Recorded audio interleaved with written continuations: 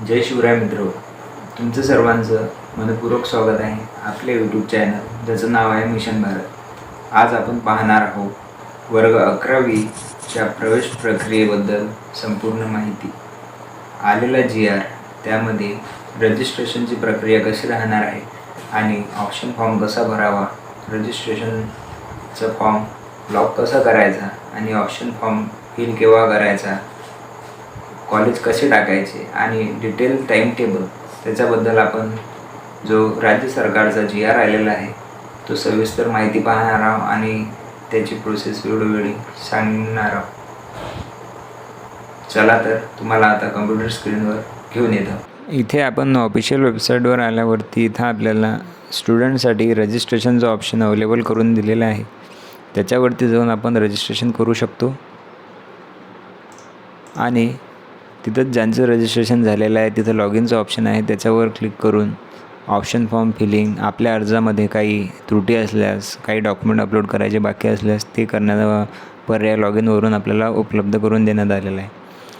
Admission शेड्यूलवर click केल्यानंतर आपल्याला admission schedule available झालेलं आहे। ॲडमिशन शेड्यूलमध्ये इयत्ता 11वी ऑनलाईन प्रवेश प्रक्रिया सन 2026-27चे परिपत्रक जारी झालेले आहे।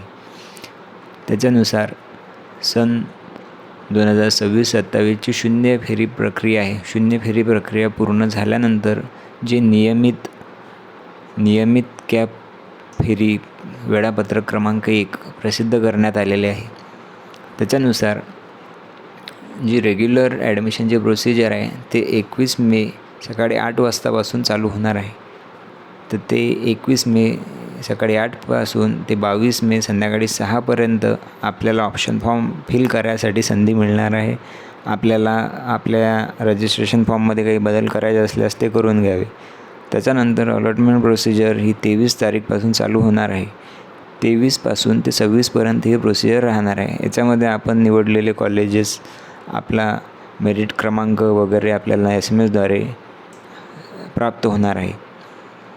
त्याच्यानंतर आपण कोणते कॉलेज टाकलेले आहेत ते आपल्याला अलॉट झाले असल्यास त्याच्यासाठी जी प्रक्रिया आहे ॲडमिशनची ती 26 मे ते 28 मे या कालावधी दरम्यान पूर्ण केली जाणार आहे।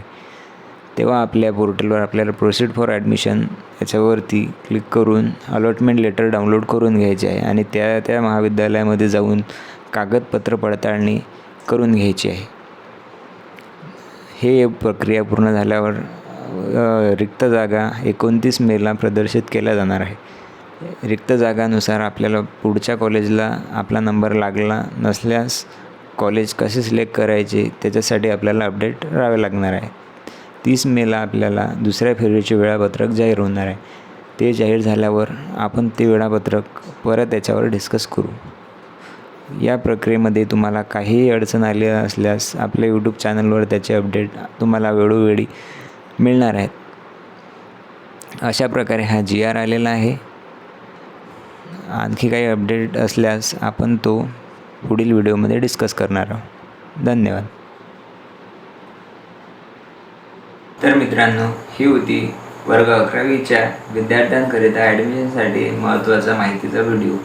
याची ॲडमिशनची सविस्तर माहिती आपण जसजशी टाईम आणि 11वीची जी ॲडमिशनची गुंतागुंतीची प्रक्रिया आहे ते सुलभरित्या समजण्याकरिता तुमचे जे पण मित्र 11वीमध्ये आहेत त्यांना हा व्हिडिओ नक्की शेअर करा।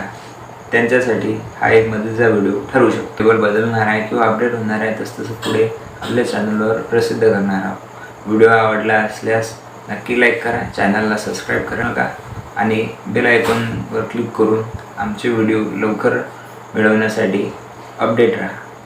धन्यवाद।